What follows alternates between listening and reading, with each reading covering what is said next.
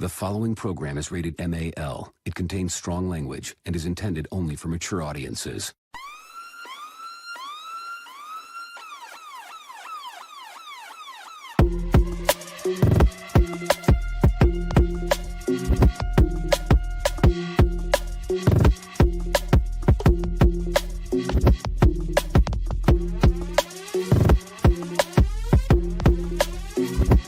The show that gives you everything and nothing at all.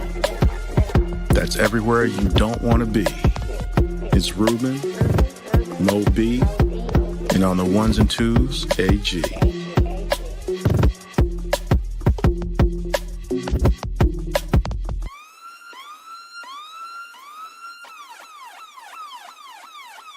The 5-minute warning.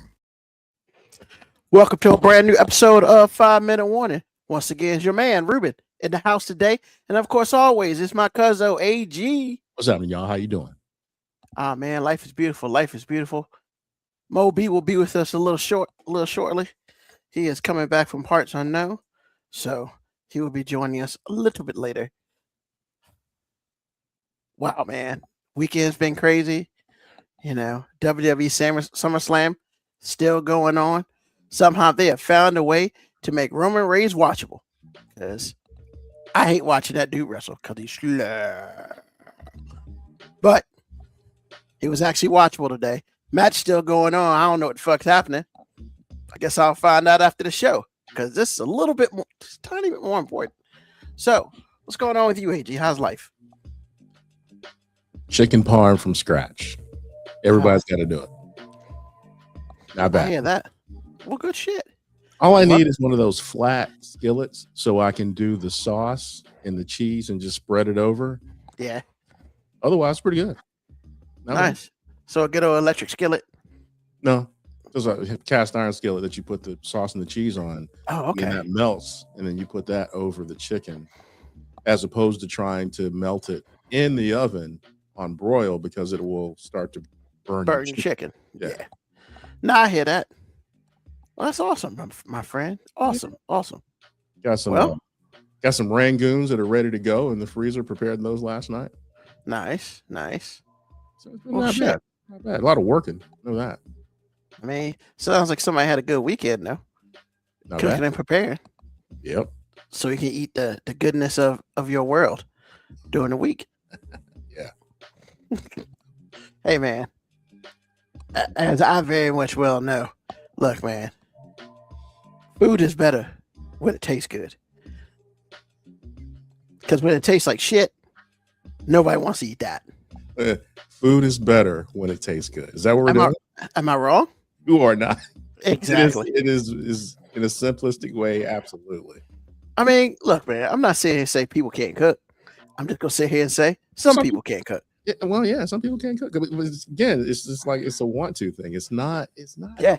I mean, you have people that are talented. Don't get me wrong, but at the same time, it's like, bruh, read a book, read the recipe. You'll be fine. I promise you. Look, man, you didn't come out the womb with a damn spatula and shit in your hand. You had to learn how to do it.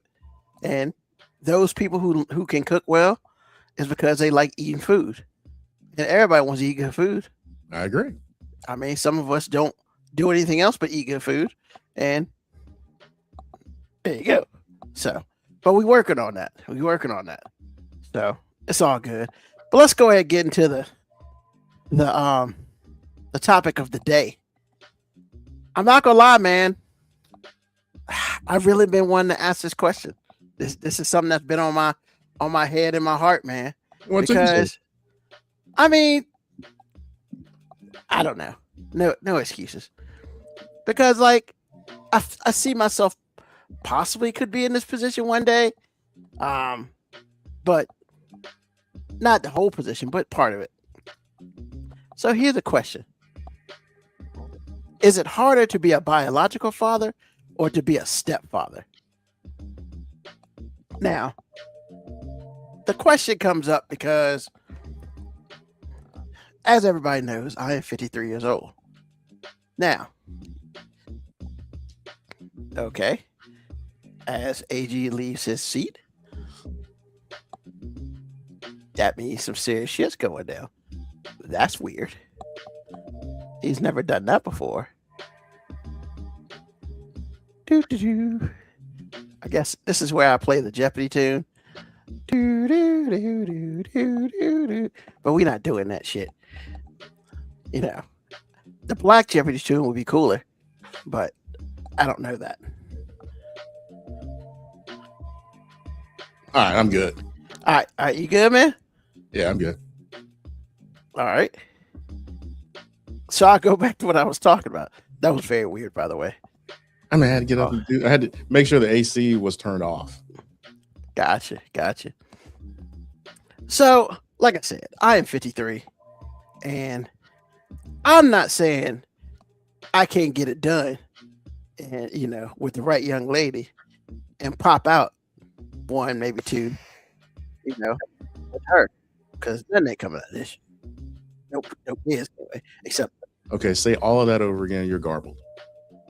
no, I'm just saying. I was saying that, the chance of me at 53 popping out kids or helping someone pop out kids is really, really not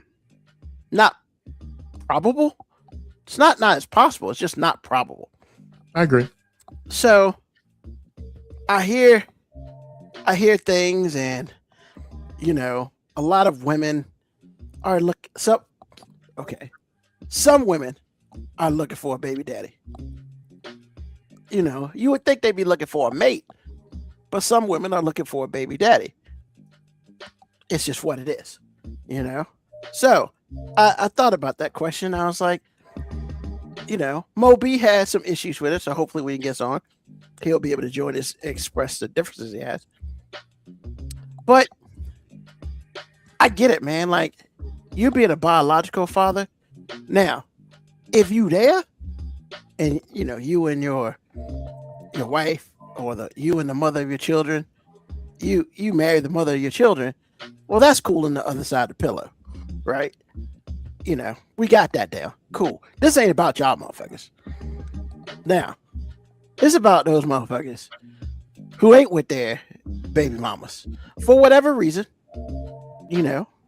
For whatever. I'm not sitting here talking shit. I'm not sitting here, killing people. I'm just saying, hey man, shit just didn't work out. Okay. But then baby mama's like, well, shit.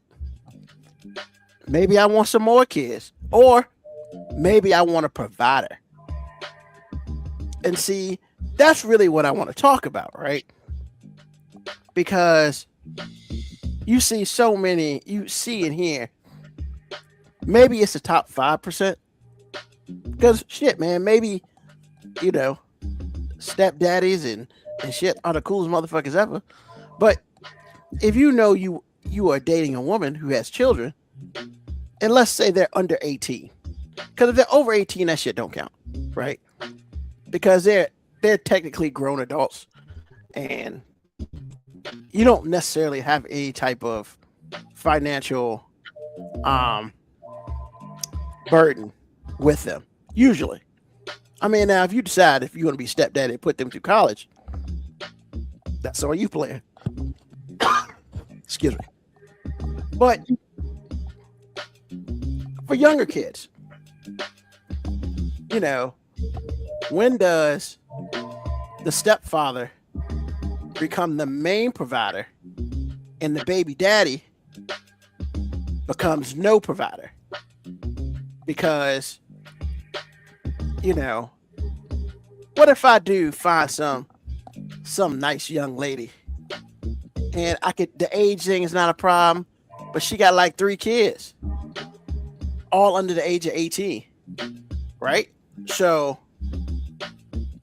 not to mention, if I fall in love with said woman, but I gotta fall in love with her kids too.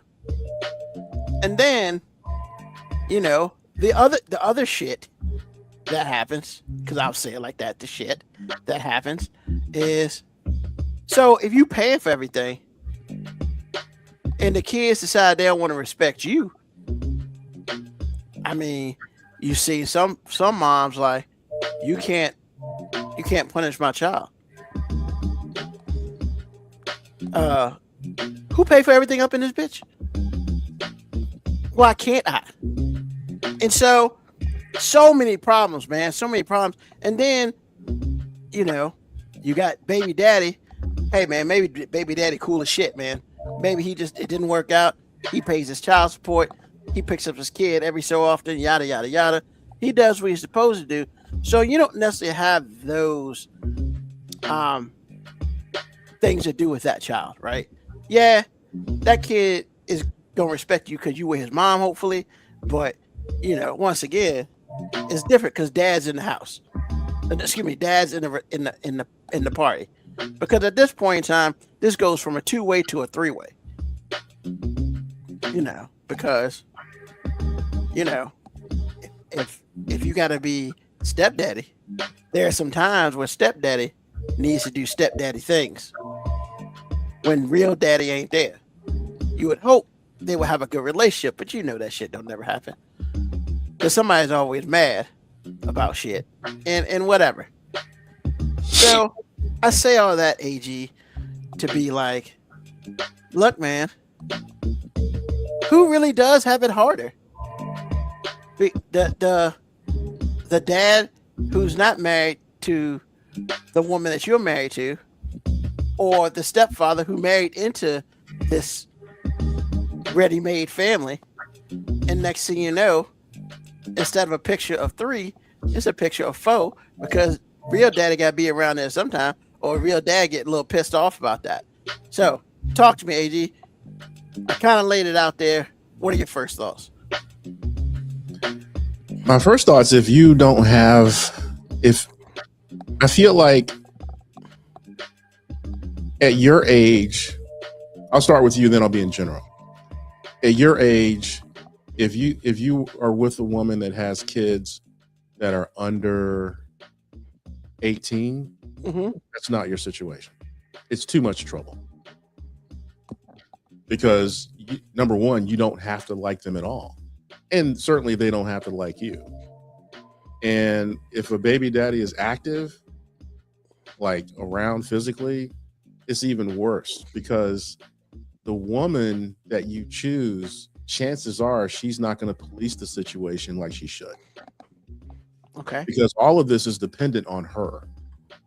And if she doesn't have a level of maturation that will allow you to exist the way you should, it's going to be bad. It's going to be bad 100% of the time. Gotcha. If I'm your age, I'm not doing that. Okay. Nope. Cool.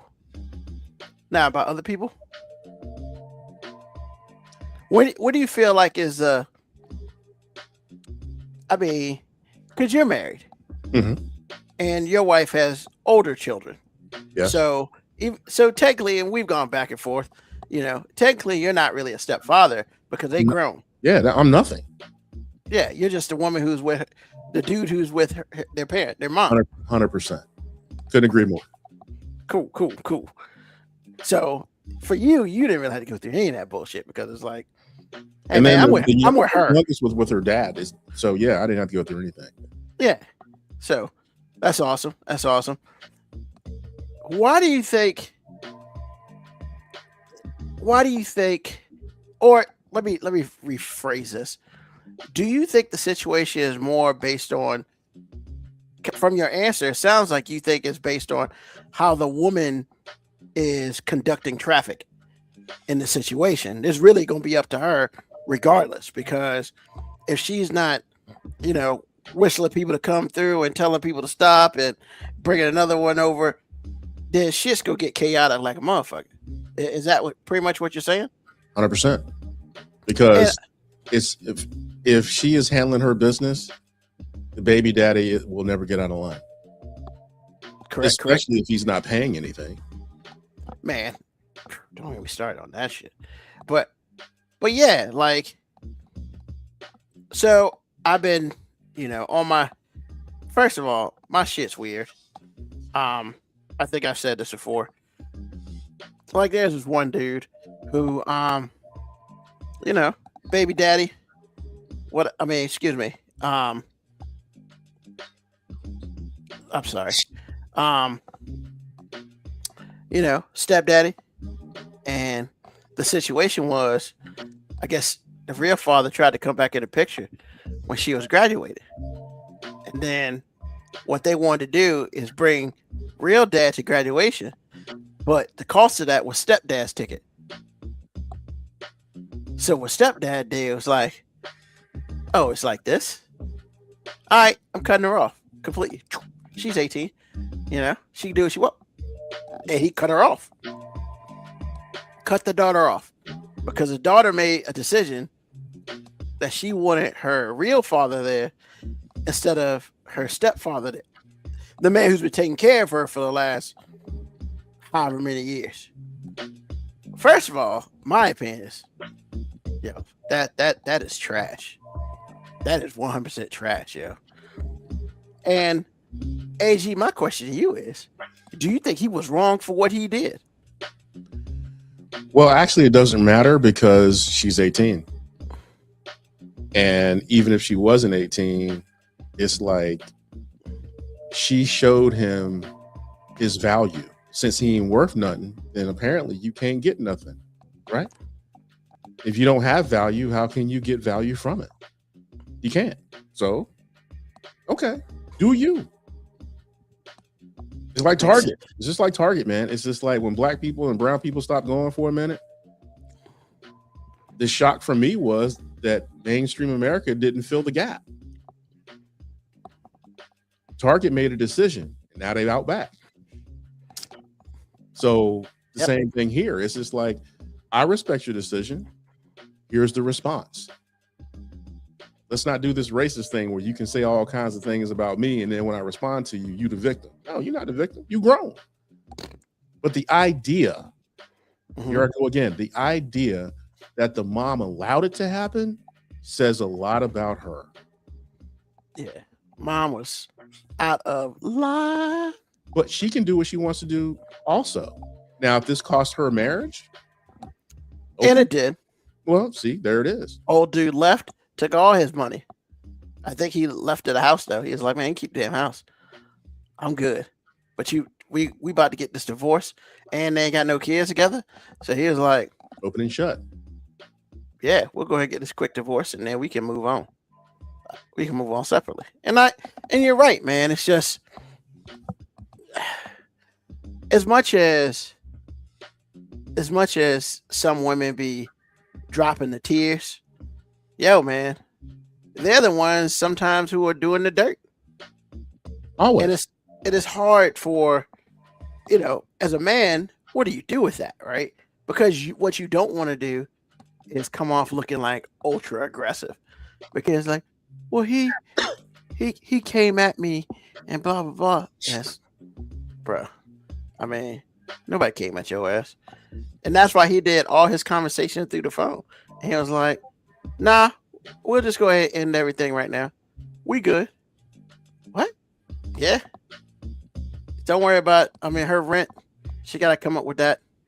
Her school, she got to come up with that. I was like, cold-blooded, but he's not wrong. Is it cold-blooded though? Well, I just thought it was return volley. That's what I thought it was, because I thought they did together. What they did together was cold-blooded. Yeah. Essentially, this guy was an ATM machine. There's no way in the world they respect him. Now, men don't get respect to start with, but this was extra. Oh, they on purpose not gave him shit. So it's all good. Whatever he did, it up to calling them out their name and putting his hands on them is fair game. Yeah. So yeah, man. Like he rolled out, got a divorce. I mean, wife / soon to be ex-wife still be trying to call.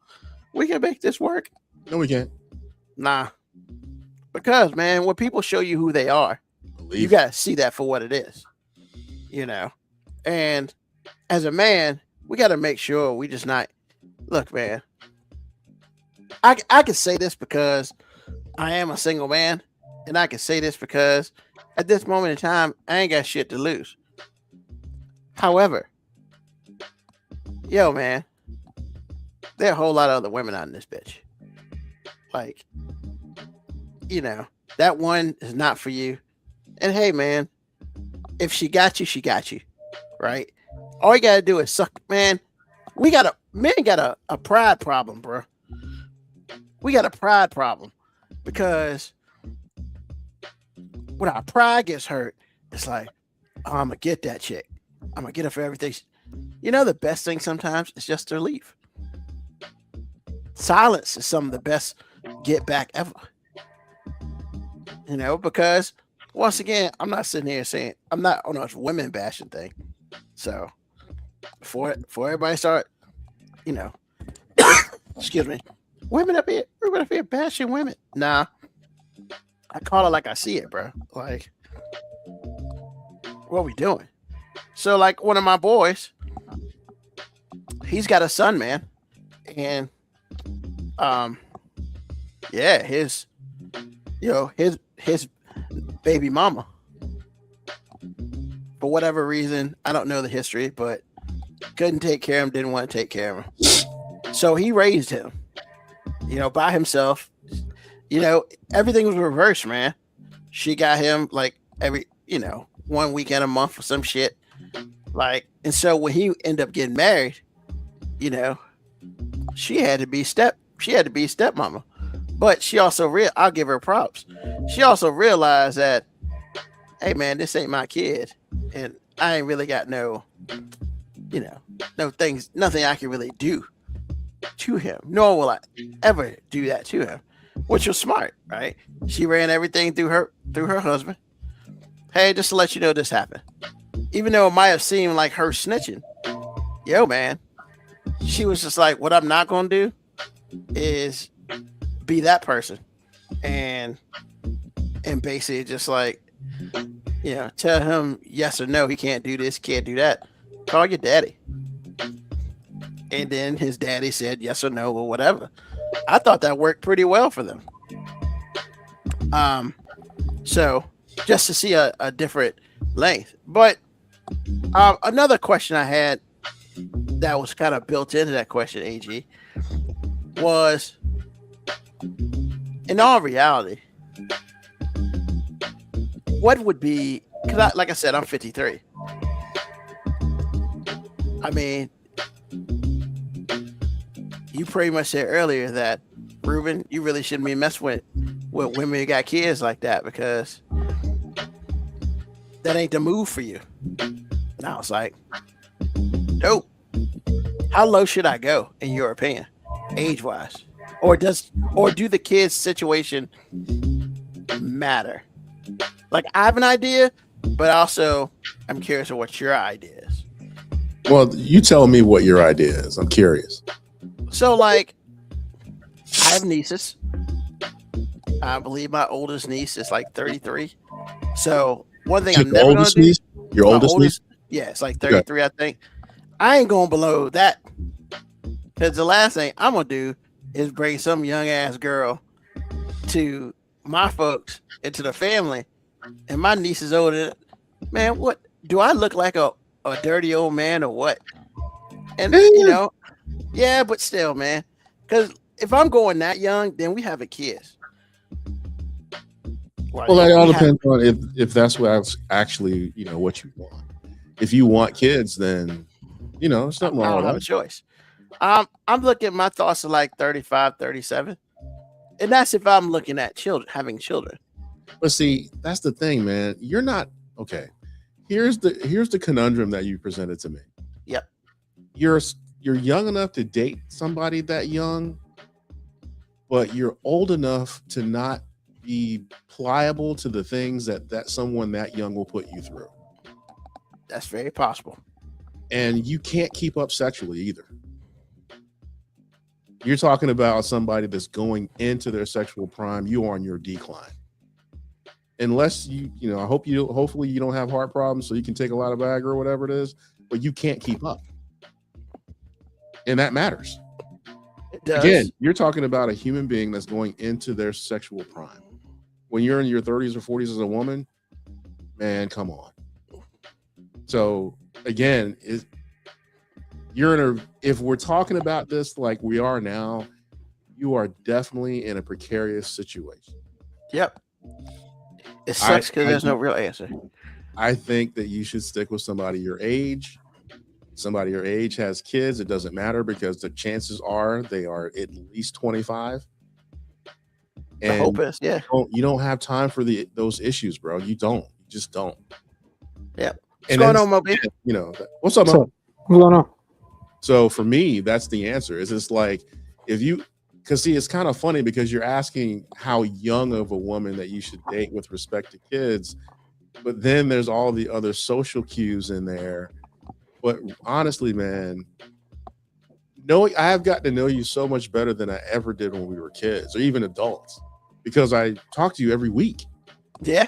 Telling you, no, you don't have it in you. You just don't.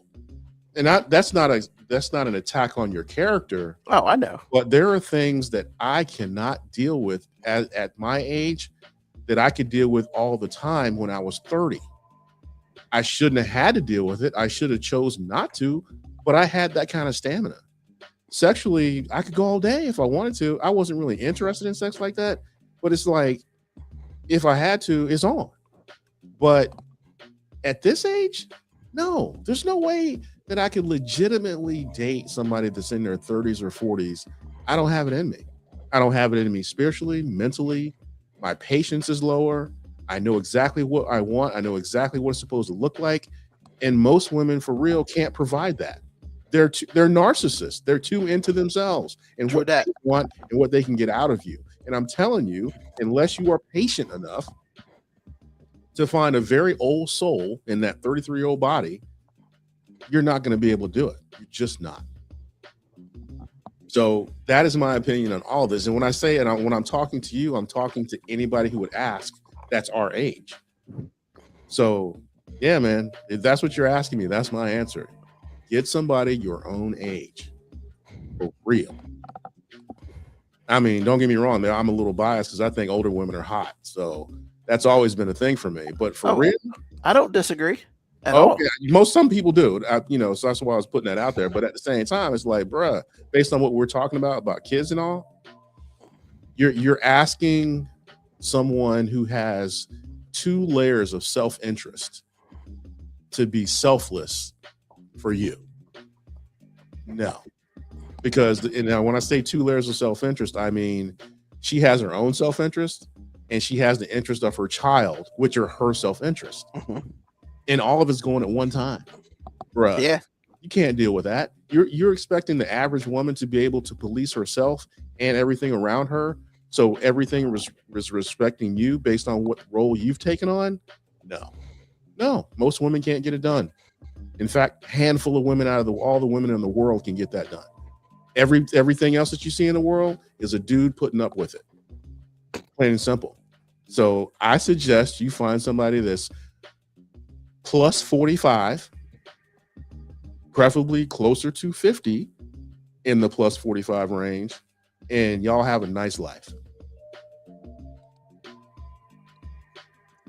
Which, I mean, to be honest, I'm really down for that. Like, I've always, part of me has always thought, yeah, I'm going to end up with some divorced woman because, have some kids, and then the man's going to be like, all right, kids are raised, I'm out, bitch. Like, and stuff like that. That's pretty much what I feel like I'm going to end up with. And I'm fine with that. Very fine with that. So yeah, Moby, just to catch you up, we did talk about the question. So, since you weren't here for that, what is your opinion about who has to work harder, the biological father or the stepfather? All right. I'm going to try to answer your question. Okay. But I would like to get my preconceived conditions with the question out the way earlier. I think it's a dumbass question. And the reason I think it's a dumbass question is because it's all going to be subjective to the situation. I guess I could say hypothetically, somebody is going to have to do things that are different. But I mean, truth of the matter is, if somebody's truly taking on the role of, being father, be it, their kid biologically or stepfather, the job's the job. I mean, there is no work harder. The job is the job.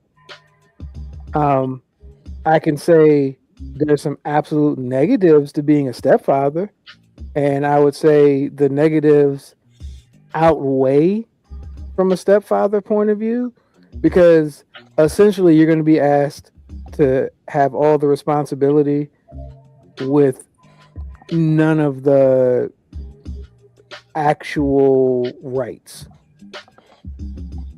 And so it's going to be a whole unique set of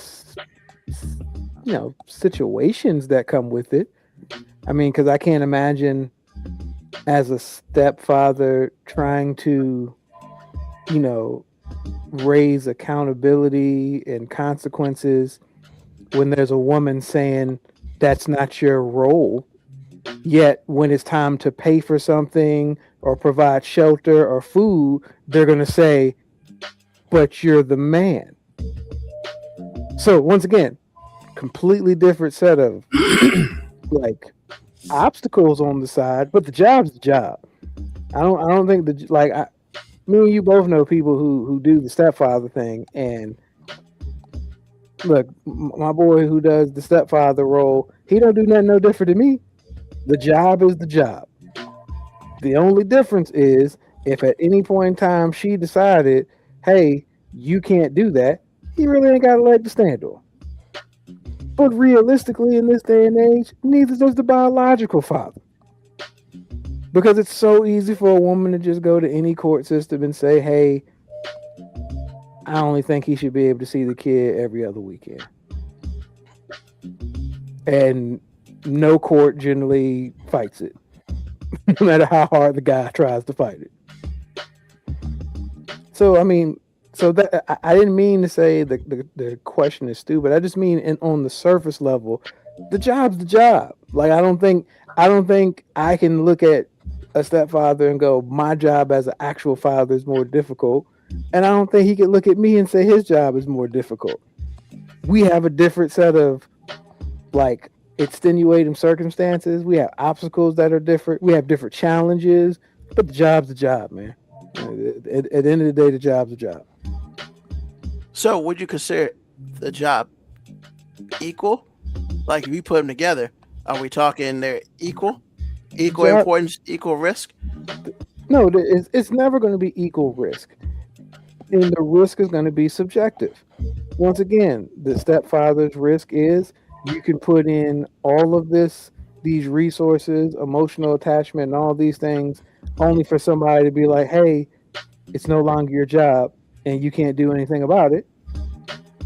But as a biological father, you really have those same risks too, because just as I've stated earlier, at any point in time, she can say anything and you're gone. Or your life is very, very challenging to actually be a parental figure. So no, I don't think anybody's job is more difficult, more important. The job is the job. Like if you work at McDonald's and you do fries, and you work at Burger King and you do fries, you're still doing fries. The job is the job. I hear what you're saying, but being on the other side, I work at McDonald's with the Burger King uniform on. Once again, I said different challenges, but he's asking me about the job. The job is still the job. I hear how you're answering it, but I think for me, when I hear it, I'm like, you have a lot more power because you are you. Oh, once again, different challenges. Once again, different challenges. You're saying it like it's a challenge. That's fundamental to me. Oh, because well, I can't look at your daughters and say, hey, what are you doing? Like you can. Even if you weren't in the house and I'm married to Winter and I say something, it's gonna be like she tripping. Where you come in on the phone and it's like, hey, that, and plus everything you said about the drop of a hat from a woman, it's like that becomes extra because Ruben, you weren't here, but Ruben was talking about a situation where you have put in a lot of work. Again, like you were saying, the job is the job, but in an instant, all of that was washed away from a dude that wasn't even there. That's fundamental to me. It absolutely is fundamental. But that same scenario you described, I know firsthand a biological father who has a kid with the mom, and she's married. And when that stepfather says something, the father couldn't call and say, you can't do that, because all she said was, I have full custody of the child. You have no rights. And just like that, it was over with. Once again, different challenges. You're right. The idea of power influence is definitely more prevalent in biological. However, all it takes is one set of circumstances to change and introduce a new challenge. So you're right. There are some fundamental power dynamics that are different. And I will full-fledged say, but once again, he says, whose job is more difficult? And I'm telling you, the job is the job. It's a thankless job, and it's a job that if you don't do right, you're a piece of shit. And no matter how hard you're trying, you're not doing enough. That's the job. And Ruben, that whole thing, both of us are taking me back to what really makes this work, and that's the woman. The woman, absolutely. That's what I said. The job's the job. Yeah, because we were saying that before you got on, and I'm telling you, Ruben, if you're going to do this, the kids don't matter, the dad doesn't matter, or baby daddy doesn't matter. It matters that you vet the woman in question. Because if she gets it wrong, or if she is a narcissist, which a lot of women are, and it's all about her and what her interests are, everything that Mo and I are talking about will absolutely come true, and you will be a miserable sir. You will be a miserable person because you will be putting out effort that is less than thankless. Because Mo's situation is thankless, but a stepfather, bruh. Yeah, once again, it's less than thankless, man. It really is less than, because they feel like you owe them, and they don't respect you at all, no matter what happens or what you say. And they can still play victim and call you everything they always wanted to call you. And if their mom allows that, that's exactly who you are. So I'm telling you, if I were you, since you were asking me, I am not getting married to anybody that's 45 or below, because I want her kids to be gone. Be gone. Oh, see, now that's a whole different question. If you're like, hey, which would you rather sign up for, stepfather or actual father? That's a whole different question, because I would never want to voluntarily sign up for your stepfather. And that's not saying that this is not me saying to all the women out here who are like, oh, so you're saying single moms shouldn't be. No. I'm simply saying. Oh, say that one more time. Single mom. I'm not saying single mom doesn't, nobody should want to be with the single mom. Not saying that at all. I'm simply saying, if you are asking me which situation I would rather sign up for, like me having actual kids with this person and kids being mine, or me being stepfather, yeah, I would never voluntarily sign up to be a stepfather. It's not it. Now, the crazy thing about that is younger me, before I had kids of my own, didn't necessarily think that way, because I thought more along the lines, the job is the job. But just like I used that example about McDonald's or Burger King, hey, if one place gives me better hours and the other place gives me better benefits, and it's a much better working environment, then yeah, the job's still the job, but I'd rather be at the one that I get treated better. And that's just what it is. And if women think that somehow that means I'm devaluing them as like a mom, it's like, no. If you saw identicals me's and one of us worked at the gas station and one of us was a millionaire, which one are you gonna go to? We're essentially the same person, but you're gonna go to the one that feels like you'd be in a better position. And that's all I'm saying. Now, I'm not saying that as a guy, if you're dating someone with kids, you are taking that risk on your own. You are going into that on your own. And if she, once again, just like AG said, it really comes back to the woman. Because once again, like Ron, we our boy who is clearly doing the stepfather role, she 100% is game. Like, there is no, like, if you were from the outside looking in, you would never know that those weren't his kids. And it's not even just like she makes the kids do something. It's a respect thing. It's an understanding that, hey, he loves me and he has their best interest in mind as well. So if he is doing anything towards them, I trust him, and he looks at the kids as an extension of me. So if I don't think he would hurt me, I don't think he would hurt them. Now, once again, I understand how difficult it is to get to that, because I don't know, as much as it's easy for us to say, women bring in their own ideas of what's going on. There is an actual truth that we don't know what that previous father, previous relationship actually was like. If she actually is a survival of a really bad relationship and the kids were involved too, she may be a little bit more protective of letting you into that bubble. But once again, that's a risk you take when you dating her, and that's all I'm saying. I'm like, just if that's not for you, then don't sign up for the job. But just like I keep coming back to, the job is still the job. If you're going into the job hoping that somebody's going to salute you or tell you you're doing a good job, ain't nobody going to make no song about you. Those are all reserved for mama. You know what I'm saying? When that kid does something great, ain't nobody going to say, "Hi, Dad." Nobody going to do any of that. It's like, that's not your job, man. That's not your role. All right. I mean, hey, man, sounds good to me. Appreciate you.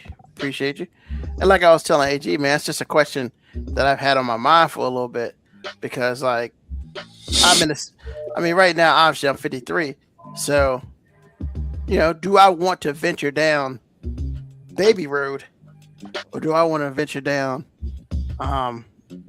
kids are grown mode, and then I can just enjoy my time with her instead of messing around and maybe getting caught up in the other stuff. So I mean, I think I'm kind of in alignment with AG. Like, you get a woman in that sweet spot of the age where them kids is grown now, and now you might be able to get the extra perks, which is her kids start having kids, and now you are de facto grandparent, and that's got to be pretty fucking cool. You know what I'm saying? You the de facto grandparent.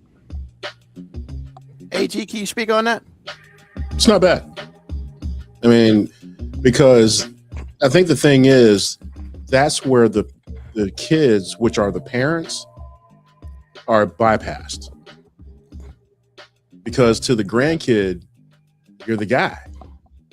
Like in my situation, his real grandfather's not, he's in another state.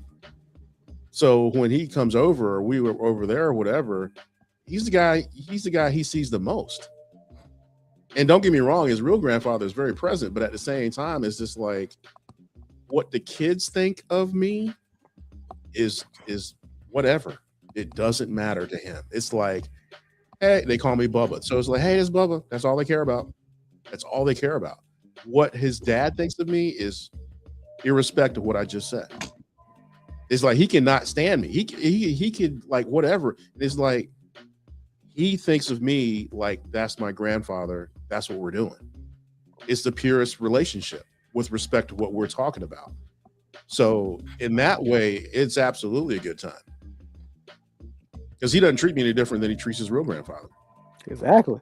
And it's Nice. pure. It's not like he's trying to do anything. It's pure. How old is he? 4. Ah, See what I'm saying? Pure. yeah, they're just happy to be happy and sad to be sad. Because kids at that age, they just like that they got 50 grandparents. Hell yeah. Awesome. Presents for me. So Yeah, but I say they're like, hey, when I see this person, I get cool shit. exactly. Yeah. I might get a quarter. Yay. Nikki hit us up. It's like, maybe it's just me, but I shout out my dad more than my mom. Oh, it's just you. It's just you. No, He's I'm gonna disagree. It's not just her, but what we're talking about, AG, is the societal celebration. Yeah. I do know a lot of women that really, really got great relationship with their dad or stepdad, and they have no problem saying their daddy's girl, all the things. But Yeah. societally, most people are always thinking the mom. Yeah. Or wait a minute, I agree with that. Or is it just the men that always shout out the mom? Like the boys always shouting out the mom? I don't know, man. As somebody who's watched a decent amount of women's college basketball, those ladies be saying mom too. Well- Those ladies be saying mom too. I mean, so as she was saying, he isn't even her biological, but that makes him even more special. You know. I mean, I agree. I agree wholeheartedly with that. Yeah. And I guess what I'm saying is she's not the minority in that. Like I do believe that a lot of women are like that. I just think societally it doesn't get celebrated like that. I mean, there's been I would probably say since Kobe Bryant passed away and stuff, there's been a huge big emphasis on the girl dads. So, you know, I see how that's happening. Yeah, it's, I don't know, man. Like, cause in one way, I mean, how many you got everybody and their grandma has made a song about dear mama, you know, from Boys and Men to, you know, freaking Tupac Shakur. So it doesn't matter where you at. It is all about mama. But then of course, even though that song was funny, you had the one dude make the stepdad A. I mean, it was kind of funny, but I think he was coming from a different place, right? Yeah, man. I don't know. I don't hear a lot of people shouting out, "Hi, Dad," at least not first. Or Well, and that is, I'm gonna say, as you know, father on the show, I'm gonna say that is by design, because you know who's also making sure them kids don't say dad first? The dad, because the dad knows, hey, you better make her feel good, because if you don't make her feel good, she gonna make me feel miserable. So you better shout her out. Just like Chris Rock said, hey, did you thank your mom for this food? You tell him, hey, bro, that shit is real, man. You better have your kids out here giving mom all the compliments in the world. 100%. I would be mad as hell if Cadence and Kara basically came out there and was like, I just want to thank dad for everything. You better say mom and dad, and mom better always be first. You ain't about to make my life miserable just because you want to fucking give me some flowers. Don't make a fuck them flowers. I'm trying to have a good night's sleep. Are you hearing how much power women have, sir? Are you hearing what he's saying? It's like, because to me, the idea that we have to, I'll say, promote women so hard just to have the illusion of any peace lets you know, man, you don't mean anything. You don't mean anything if you're not paying a bill. You just don't. Just let you know, man. I mean, if you've ever thought about how much energy a man has to put into a woman that he will never receive back and is actually clowned for having feelings about it, bruh, that lets you know who you're dealing with.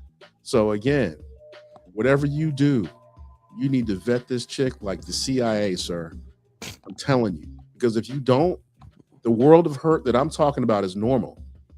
The world of hurt that Mo is talking about is normal. We're built for that. But now you trying to put some extra stuff on you. Man, I'm telling you, I told you all the time, good choices is a man's superpower. Just so just know one way or another, you are the provider. And provider doesn't always mean financial, but you better be providing something. And if you're not willing to be a provider without any of the promotion, celebration, benefits, or even an occasional high five or a reach around, if you're not willing to do all that, then you don't need to be with nobody. You need to be single. 100%. You need to be single. I mean, I don't, yeah, I don't see like me not being this long. I do realize that it is all about the woman. We're just here to find some happiness where we can. Oh, poor child. You really think happiness has anything to do with you? I just I just say I'm just saying the only way in a relationship as a guy you can ever feel any semblance of happiness is if you attach your happiness based on are other people happy. If you're out here solo happy in it, that is a strictly penisless behavior. You cannot have a penis and be out here solo happy in. That's the only time you can solo happy is if you're masturbating. That's the only male solo happiness that can happen in a relationship. Well, all right. Well, there's my intro. Thank you, Mo. Appreciate you. That's hilarious. And so Nikki true, said, though. So true. Nikki just said lies. Look, lady. Nikki's not very honest with herself. No. She might be honest with herself because AG, it's all about perspective, man. And if you've only lived a life where the perspective is your happiness matters, then that is an actual real way to approach things. But all three of us have had tremendous amount of life examples to let you know that your happiness means nothing in the greater scheme of things. Therefore, at some point in time, you stop ultimately seeking solo happiness and you start looking for things that you can provide to make people happy because that's how you feel happy about yourself. 100%. Nikki tells me not to listen to that. You don't have to, but you'll come back. Oh, hold on, man. You'll be a broken man when you come back. Hold on, man. What we not doing? I appreciate it, Nikki, but I ain't crazy. Like, I understand how this shit work. Even though I'm 53, I've been on this planet and been in enough relationships to understand my happiness don't mean shit unless she happy. And then it still don't mean shit. It is just like, I got a slider in happiness. And hell, if I'm too happy, then she gonna find a way to not make me happy just because I've seen that shit on a regular effing basis. And sometimes it's not even about it's not even that she gonna not want you to be happy. It's happiness for guys is achieved through selflessness. That is the best way for us to achieve happiness. Now, when we're young and selfish, that's why we mess up. Because we out here trying to make ourselves happy.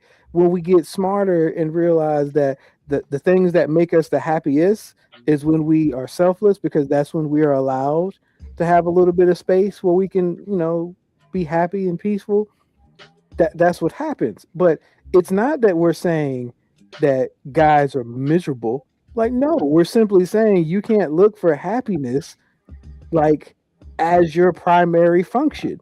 That's just not that's not a successful way to go through life as a male, is to constantly be looking for your own happiness, because when you do that, you become all those punk ass bitches that the women talk about all the time when they say these dudes ain't shit. No, you messed around and found some dudes that was trying to be happy.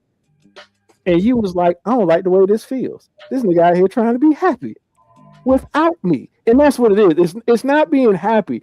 Being like, my wife is thrilled when I'm happy with her. If I'm telling she'll never admit it, but if she walks in the house and I'm smiling and I'm sitting on the couch, there's nothing going on, but I just look like, hey man, I've had the best. The first thing she's gonna say, what you smiling about? And that's not a genuine question of like, hey, I want to know what you're smiling about so I can celebrate with you. It's an investigative question like, why the fuck you so happy and I'm not here? Nikki says we need a therapist to join the conversation. Are we saying female therapist? It's gonna have to, because if it's a male therapist, he'll be like, "Yeah, I'm right with him." I mean, look, I am not a therapist. I did go to school for it, but I'm not one. But yeah, I'm pretty sure that a lot of things that I'm spilling are my opinion. However, I'm pretty sure that if the majority of men out here feel the way I feel, and I feel like they do, then you gonna trust me or you lying ass therapist. That's what I'm saying. Because the therapist's job is to keep you coming back so you can keep paying them. And you know what does that? Hey man, you ain't the problem. They are. Everybody else is the problem. Oh shit. She did say either male or female is fine. Yeah, It's kind of like Okay. because what I'm saying is not a fact. Everything I'm saying is pure feeling, and I'll be the first to say that. But I feel like most guys feel exactly like I feel. So, but is that your experience? That's it's absolutely my experience. But I understand everybody experiences different things. So we all experience different things. And the majority of male comes back to the same feeling that I'm having. I feel like there's got to be something to that. Like I just, not an expert, feel like there's got to be something to that. I'm just saying, we've talked about it. Like, I'm like, hey, ladies, I challenge you. Let your man go out, have a good time. And I guarantee you, when he comes back and you ask him how he was, he is never going to tell you how great of a time it was. He's always going to say, it was all right. It was okay. That's fair. My big. Yeah. You know why? Because he has learned through experience. I can't tell this chick that I had a great fucking time without her. No, not at all. But a guy, when he asks you, did you have a good time? He don't need to know all the details because y'all give way too many details on the story. A simple, yeah, we had a great time will suffice. That's it. We're good on that. Like, I don't need to know the background. I don't need to know what she was wearing. I don't need to know what the DJ was playing. I don't need to know none of that. You had a good time? Great. I'm glad y'all had a good time. And I'm good. But your man ain't never going to say that. Your man is never going to come home and be like, man, that shit was fucking awesome. Like one of the best nights I done had in a long time. He is not going to say that because not if he's smart. Because he's not about to set himself up for that. Because even if you don't get mad right then at him, the passive aggressive shit that's going to start happening for the next couple of days. Oh, anytime you look like you, why don't you go hang out with your little friends? I love when they put little in front of everything. I love it when they put little in front of everything. It's hilarious. Oh, why don't you just drive you a nice little car you got? Yeah, like little. And you know what, Nikki? If this does not apply to you, I'd like to sincerely apologize on behalf of all the other ladies out here who are letting you down. Because I promise you, you are the minority on that if this does not apply to you. I read that. I was telling Ruben to put that on the board because she just minimized all our feelings. Yeah. By saying another word is like perception. This is like a distinction with no difference. Our feelings don't matter. Hold on. When we say that to them, it is like we starting wars when we say that with them. 100%. And I said that. I didn't. She didn't have to say that. I said that these are all my feelings. I acknowledged that on the front end, and still felt the need to say what she said. That says a lot. Just saying. Wow. Y'all here chilling, man. Y'all crazy. Y'all crazy out here today. So, yeah. So what did we learn today? No solo happiness for men. That's what we learned. Don't be out here trying to find happiness on your own, bro. Don't do it. And don't be a 50-year-old stepfather with kids under 18. However, Daddy. grown man, do you? Stepdaddy. Okay, whatever. Nah, I'm good. I'm good with that shit. I ain't got time for that. Awesome. AG, man, what's on your mind? Sidney Poitier is on my mind, man. Because sometimes as an older black person, when I say older, I mean I'm in my 50s, closer to 60. And because I was born when I was born, there are a lot of things I took for granted as far as being black in this country that is cyclical. Now it's coming back, and I really appreciate how far we've come for me to be able to say what I'm about to say. And Sidney Poitier made a movie back in the day, in his heyday, or actually when he was on the come up, called In the Still of the Night. So if you're old enough, you already know what it is. If you're not, this was a time where civil rights hadn't even happened yet. And he was playing a role of a New York, I think it was a New York detective. Anyway, he was from the Northeast, had to go all the way down to Mississippi to try a case. And Mississippi is still a third world country as far as racism goes. Actually, it's a third world country in a lot of different ways. But the scene was actually he didn't. What happened was he wouldn't sign the contract to do the movie unless he was able to respond to a character in kind. So here's the scene. He's investigating this this dude who lives on a plantation. So he's used to, he's not that far removed from being a slave owner. And his family is kind of deep. They just racist they want to be. So Sidney Poitier's character is investigating this murder, and he asked him a direct question. And he got the pearl clutch and walked up to Sidney's character and slapped him in his face. Sidney's character slapped him back. That was the first time that a black man showed that type of defiance to a white man on film. It was so bad that the film was so good that it got 5 Academy Awards and it got a Best Actor out of it, which he wasn't one, and it got a Best Picture out of it.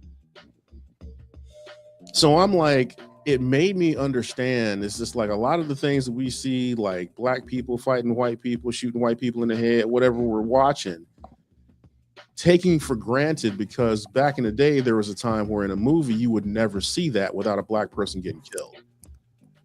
Now, again, like I said, it really hit me differently. And I had seen the movie before, but it really hit me differently. And a shout to the ancestors has got us to that point to where on paper, black people could stand up for themselves without getting killed. Now, in reality, it's coming back to where it used to be, or at least that's what they want to do. And they're doing a pretty good job of getting us back there.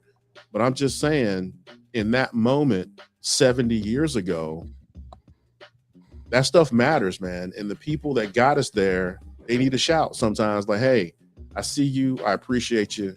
No matter what's going on now, I see all that work that you did. Blood, sweat, tears, hanging, skinning, tarred and feathered, all the things. So I just wanted to highlight a lot of things that black people have come to know and take for granted. And I'm not saying that taking for granted is all bad. Sometimes taking for granted, if you look at the right way, is a sign that things are at least different. Not changed, but at least different. So anyway, that's all what was on my mind. Again, just a shout to the elders that are mostly dead from that moment. Some of them who are still alive, I appreciate you. That's awesome. Awesome, AG. Thank you. Mm-hmm. Thank you. I will shout this out before we move to Moby. She did say feelings are valid, but they aren't facts. Two things can be true at the same time. That's Nikki. So y'all can have y'all battle off air. That's not a battle. I agree with her. Like if we're gonna end the statement right there, I agree. Yeah, it's fine until it goes both ways. It's okay to say that until it goes both ways. Awesome. I don't know if she's going to respond the same way if somebody was saying that about her, or for something that she felt strongly about. That's obviously true. And no, like some feelings are obviously true. But like she did say, I have to say this, just like she didn't do for Mo, I'm gonna do for her. Two things to be true at the same time. 100%. Yeah, that's why I say I agree with the statement. Because again, this whole thing started with something that was unnecessary. He already led with, these are my feelings. And we all know how Mo feels about feelings. They don't count. They're not real. In fact, they are real, but for him, they're not. And so it's just like for her to, it was kind of funny. But anyway. That's cool. Mo B, man, what's on your mind? Perspective, man. So when I was not sleeping one night this week, I was aimlessly scrolling through movies, and for some reason, like the trifecta of horror was on TV. At one point in time, I was going through the guide, and I saw the Tyler Perry, Why Did I Get Married? I saw The Notebook and the Titanic. All three were on at the same effing time. Somebody not like you? And it made you go back to sleep? No, it made me think. It was like, why? I mean, I thought about it before, and I was like, why do we hate and love differently? And what I mean by that is like, I have very, very strong reasons for why I dislike those movies. And it's mainly because like all of those movies have terrible villains. And there's the women. The women are villains in all those movies. And there's nothing you're gonna do to make me feel otherwise. Now, once again, it's perspective. And then I realized, like, women like villains. Because when I think about, like, the Tyler Perry formula that always works is you got to make the dudes so terrible that they're almost unrealistically bad. Like, I can't ever fathom a dude actually being this horrible, or he's got to be on the complete opposite side of the spectrum where I can't imagine any motherfucker being that good and just completely unrealistic. But women like villains. They need, like, and then I started thinking about like really timeless movies that I'm just like, hey, universally, men and women both tend to like that movie. So I was like, hey, Forrest Gump. Like, don't nobody really be mad at Forrest Gump. But then I was like, hey, there's a villain in that. Jenny's a fucking villain. And then I was just like, yo, every movie that has a prime female villain becomes a classic. And I realized Marvel has been doing this shit wrong. All these villains are dudes. And I'm just like, yo, you just need to make a regular scorned chick be the villain. And then I thought about, has Marvel done that? And I'm like, they kind of did that with the Scarlet Witch thing. I'm like, yeah, she was just kind of pissed off and she was a terrible villain. And I'm just like, yo, women love villains. Even if they're the ones we're celebrating. Like, a villain is a villain. And I was like, yo, there is no such thing as a classic hero story. They're only villains that we love to see. And I can think of every romance movie that a woman thinks of. There's a female villain in it. And it's usually the main character. That's just, spoiler alert. It's usually the main character. She's usually an awful human being that somehow wins. And that's what it is. So as long as the villain is the female and she wins, we love it. And as long as the villain is a male, loses in fantastic fashion, we love it. We love it. It's not just enough for him to fail. It's just got to be catastrophically horrible for him. Yeah. And don't get me wrong, sometimes I find joy in seeing those characters destroyed as well, because I just keep thinking to myself, that's the devil. Like that's not even a real person you're portraying right here. You're literally putting a male version of Lucifer in this movie, and we're all supposed to hate this person together. Now, I think when they sneak the woman as a villain, I think a lot of women don't even realize that the women are villains. They don't. We point it out. They don't agree with us. Then we battle across the aisle. Like, I think every dude that looks at Forrest Gump reasonably says Jenny's a fucking villain. Yeah, definitely. That she is an absolute fucking villain. Janet Jackson in that movie, absolute fucking villain. Absolute fucking villain. Biatch. Actually, the only in Tyler Perry thing, the only villain in that movie that wasn't female was Jill Scott's character. So yeah, man, everybody else has something going on. Like my man was like, "Why you wearing like those panties like that bra set to work? Would you like what?" So everybody has something going on. Which look, everybody has something going on. I'm okay with that because if you're good, if you have the capacity for good, you have the capacity for bad. We are all out here dealing with something. We all got something going on, good or bad. I just hate when they skew it too far. When it's like, yo, that motherfucker ain't got no redeeming qualities. He ain't got one good quality.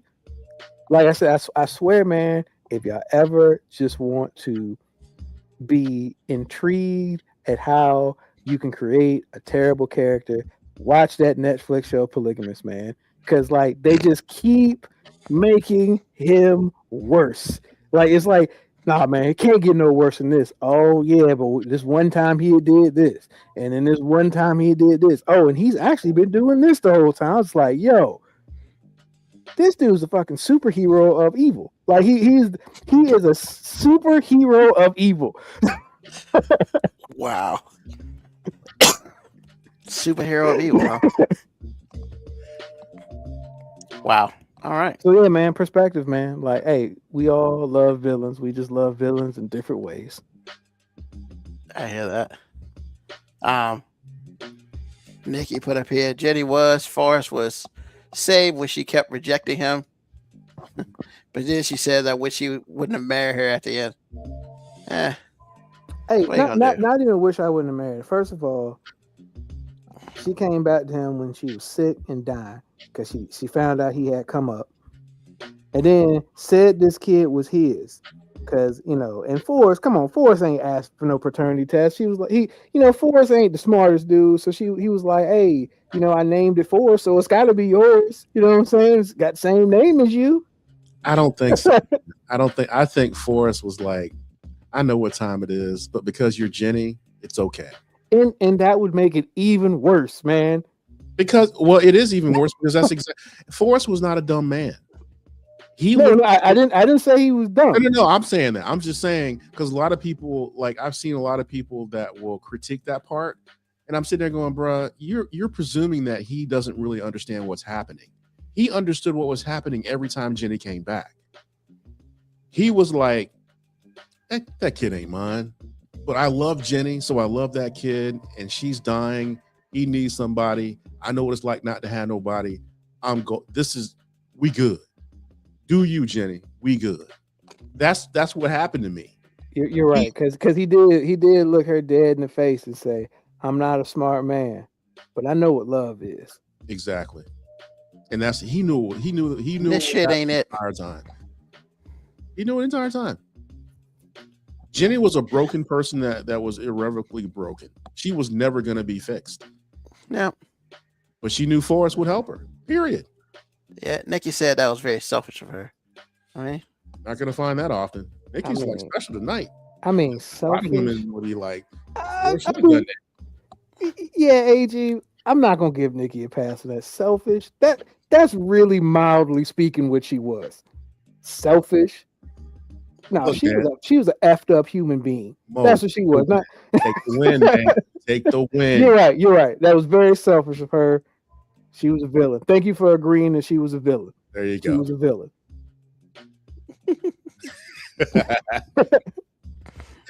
We know that was hard for you, Moby. It was. So- It was. And don't get me wrong, Mo. I do agree with everything you're about to say. But I'm like, take the W, bro. Take the W. Yeah. Awesome. Thank you, sir. What's on my mind? So, saw my mom last week. She came down. You know, she forgot to tell me she was coming, even though she told me like a month and a half ago. But man, I got stuff going on. So, you know, and I met her and her Easter Star sisters on Wednesday at Golden Corral or something. So, of course, it's her and 3 other ladies and stuff. And it's just like, well, you know, we got to go ahead and do what we got to do. So, of course, you know, love my mom, you know, that sort of thing, you know, tell them some little stories because they were friends too. So, like, you know, just like other friends, they you know, you rag on your friends a little bit. It happens. So I gave them a couple stories about mom and stuff like that, funny stories and stuff. And you know, it was good to see my mom in such a different atmosphere because I was her son, but when it was all said and done, it's almost like she got to show me off a little bit. Cause you know, I just come from work, I had an event, and whatever. And so it was cool to stop in for like 15, 20 minutes just to be like, hey, this dude exists.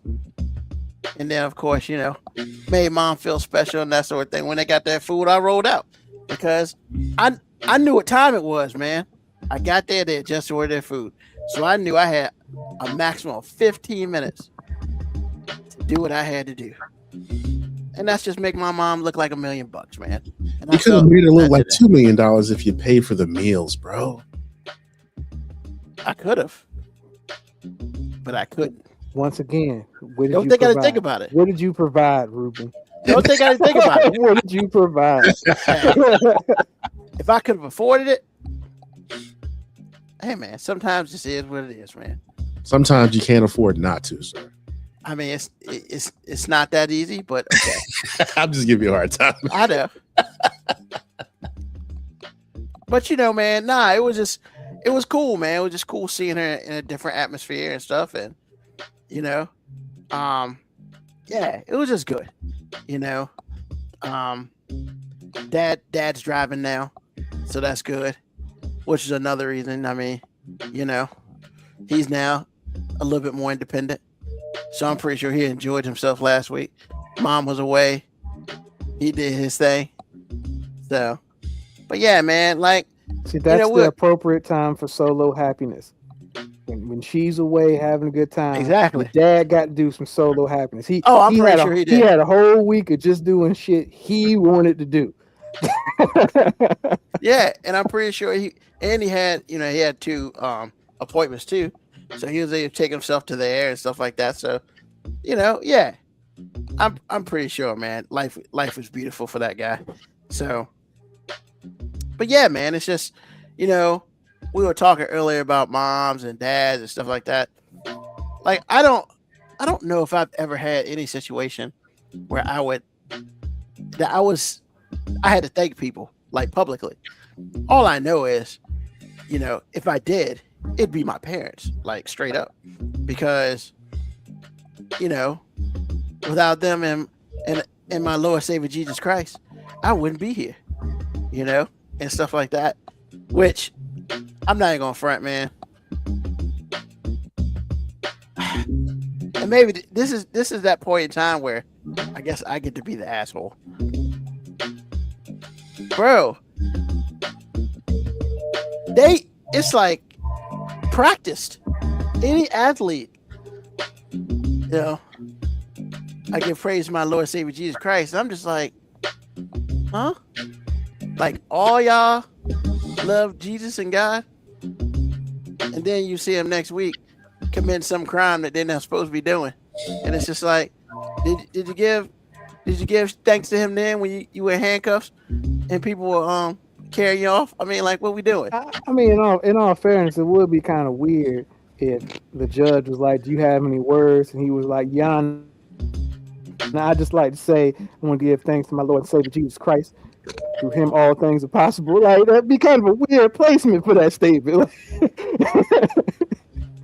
But no, man, I feel like, because I can honestly say I've never been an athlete, so I've never won anything to a point where I got to have a conversation with somebody with a microphone, you know. And Moby, I don't know if you've done that before, but I mean, you know, it's almost like whenever you see it, man, everybody's saying the same thing, and I felt so proud. Not proud, but like today, I was watching the TBT finals. And the first dude they went to, you know, he didn't say that. You know, he's I like to thank my family, my wife, my newborn baby, blah, blah, blah. He didn't say nothing about Lord Savior Jesus Christ. And I was like, did he forget? I mean, because normally everybody say that. I didn't know that was, I mean, you can help me out, Moby, but I didn't know if that was a necessity if you were being interviewed. Maybe he just whether you feel that way or not. I'm just saying maybe he didn't want your hating ass to be talking about him later on. So he was like, I'm gonna leave God out of this because I don't want Ruben, that diabolical hater, to talk about me on his podcast on Sunday. but I wasn't even hating. Like I felt. I don't know, man. It do sound. No. You taking it the wrong way. I felt good because, yo, man, he said what he said. It was like, you know, the most important thing to him at that moment was his family and his teammates.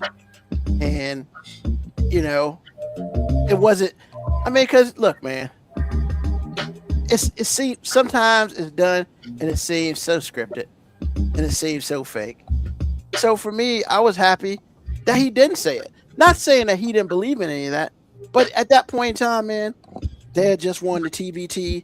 It was like their third finals, and they've been their first championship, TBT championship ever. They just won a share of $2 million, and he was just like, "Yo, man, it's about my family and my friends and my teammates. That's what this shit's about." Now, but do you know why it's so scripted? Because the biggest haters in the world are Christians. Because as soon as you don't say something, but you ain't gonna thank your God. You ain't gonna thank God for this. I promise you, there was somebody listening to that interview, and you heard, "Oh man, I'm glad this dude, you know, didn't do that scripted thing." There was somebody right now like, "Heathen, you ain't gonna thank your Lord and Savior Jesus Christ." I mean, you ain't wrong. The biggest diabolical haters go to church. Like. That's why I think it's impressive that I'm a diabolical hater because I don't go to church. So, like, yeah. Shout out to me. They're not only located in the church, though. You know what I'm saying? Like, yeah, but man. They don't have an exclusivity on hate. I promise you, they don't. Yeah, but they think it's not hating. That's the problem. They hating this. They don't think it's not hating. I at least realize it is straight up hate.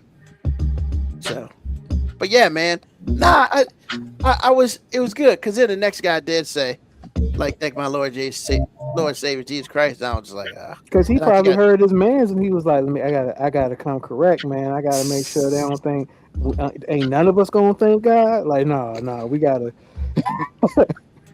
And as an athlete, Moby, is that something that y'all are taught to do, or you just kind of picked it up because other people picked it up? Yeah, bro, you ain't taught. All that stuff is basically you heard people hear other people. And I mean, look, man, it's kind of a monkey see, monkey do thing, man.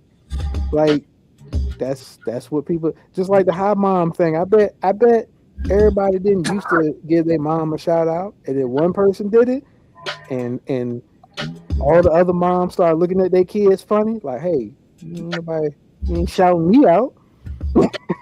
Start looking at the kids funny. Start signing out. Hey, Corey, you ain't said shit about me. Corey, okay. Such a random name. Not more random than Zach.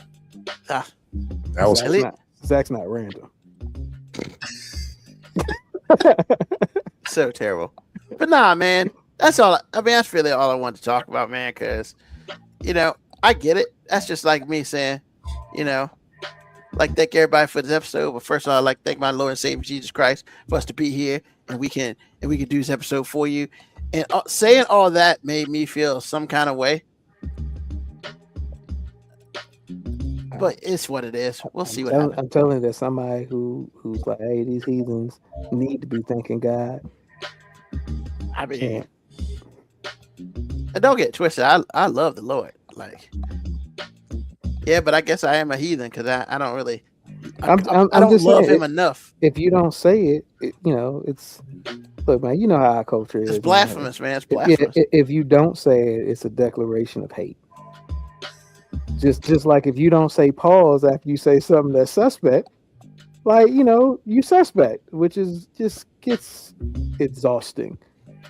When I hear these young dudes saying pause at the end of every sentence they say, I'm just like, I mean, look, man, I get sometimes it can be extreme, but like every statement, like at some point in time, we gotta just be like, hey, man, we understand that you're not talking about anything gay here, okay?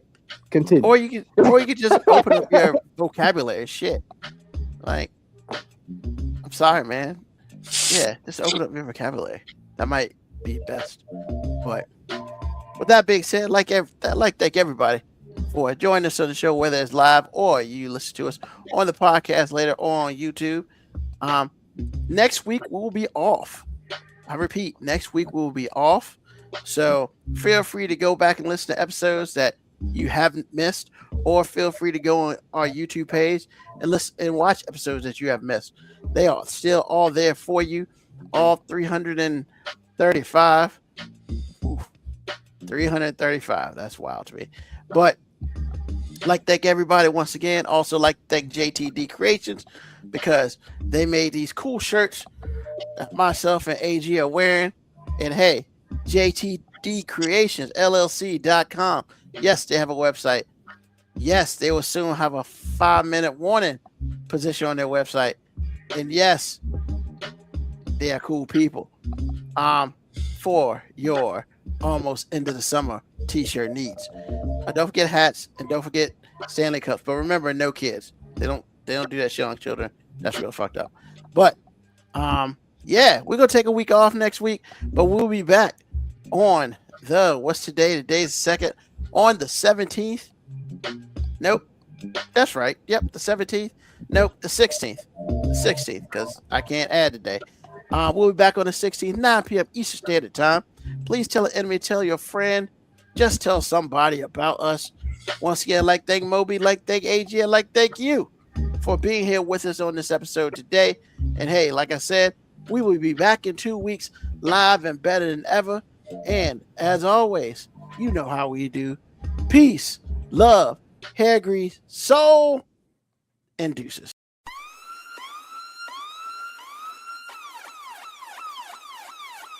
Email us at 5minutewarning19@gmail.com. And also leave comments on Facebook and Twitch. Search 5 Minute Warning. Contact us on Twitter at AG_FMW podcast, at Newsman25, at FMW 2019. Contact us on Instagram, Moby 5 Minute Warning, AG_5 Minute Warning, Newsman25. You can listen to the podcast at Apple Podcast, Spotify, or wherever you get your podcast. Thank you for listening. This has been another episode of